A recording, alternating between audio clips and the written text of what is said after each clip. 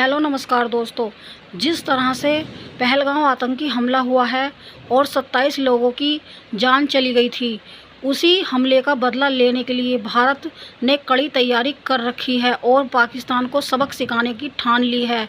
भारत ने जब से पहलगाम आतंकी हमला हुआ है तब से लेके पाकिस्तान को सबक सिखाने का पूरा प्लान बना रखा है। भारत को हर तरीके से पाकिस्तान परेशान करता आ रहा है।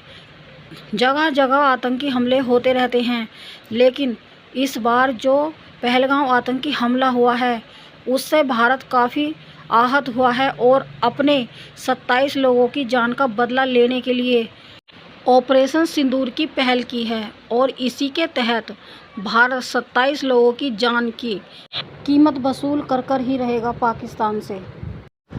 पहलगाम के दोषियों एवं साजिशकर्ताओं को सबक सिखाने के लिए बुधवार को कदम उठाए जा रहे हैं। इसके तहत पाकिस्तान सीमा पर भारतीय वायुसेना बड़े पैमाने पर 7 और 8 मई को युद्धाभ्यास करेगी। इसमें राफेल, मिराज 2000, तेजस्व और सुकोई 30 जैसे सभी अग्रिम कतार के लड़ाकू विमान शामिल होंगे।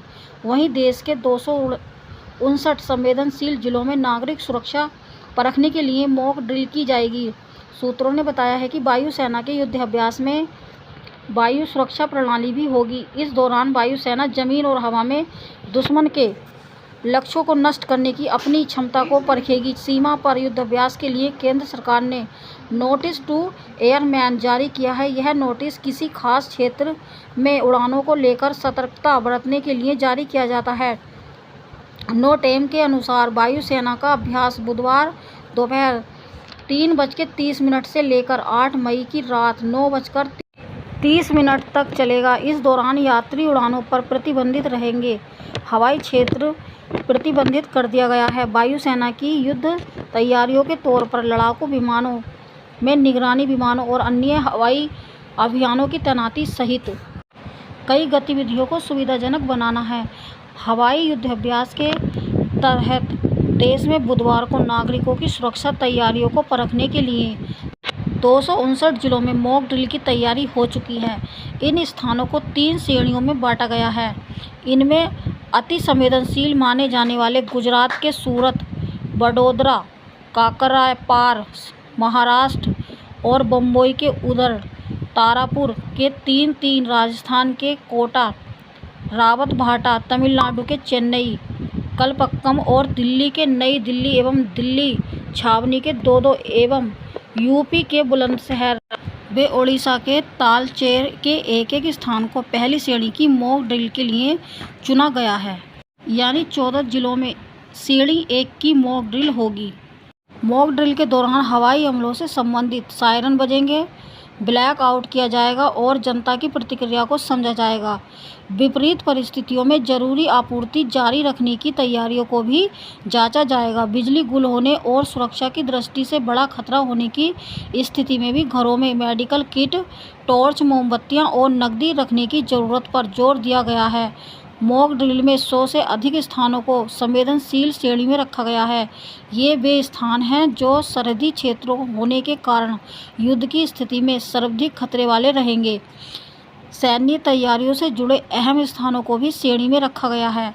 परमाणु तेल शोधन और जैसे सैन्य प्रस्थान, जल विद्युत, अन्य महत्वपूर्ण प्रस्थान वाले स्थानों भी मॉक ड्रिल में शामिल किए गए हैं। गृह सचिव ने भी इसकी समीक्षा की है। गृह सचिव गोविंद मोहन ने मंगलवार को मुख्य सचिवों, नागरिक सुरक्षा और राष्ट्रीय आपदा प्रबंधन प्राधिकरण के महानिदेशक के साथ मॉक ड्रिल की तैयारियों का जायजा लिया। पाकिस्तान से 1971 के युद्ध के बाद यह पहला मौका है जब इस तरह सुरक्षा तैयारियों को परखा जा रहा है। NDMA के तहत सदस्यों ने बताया है, हम तैयारियों की समीक्षा कर रहे हैं। दूर करने योग्य खामियों की पहचान भी की जा रही है। तटवर्ती सीमावर्ती क्षेत्रों के लिए खास निर्देश। गृह सचिव की बैठक में राजस्थान, पंजाब, जम्मू कश्मीर, पश्चिम बंगाल, पूर्वोत्तर के तटीय क्षेत्रों और सीमावर्ती क्षेत्रों में नागरिक सुरक्षा के कड़े इंतजामों की समीक्षा की जा रही है। कई दिशा निर्देश दिए गए हैं। सूत्रों ने बताया है कि मॉक ड्रिल के लिए तय इलाकों में नागरिक सुरक्षा प्रस्थानों की भी समीक्षा की जाएगी। इस मूल्यवान के दौरान नागरिक सुरक्षा के लिए मौजूदा उपकरण कार्यशील रहेंगे या नहीं रहेंगे, इसे भी परखा जाएगा और सभी के ऊपर कड़ी निगरानी रखी जाएगी। मॉक ड्रिल के तहत नागरिक सुरक्षा की मॉक ड्रिल से पहले मंगलवार को भी स्कूलों में विद्यार्थियों को इसका अभ्यास कराया गया।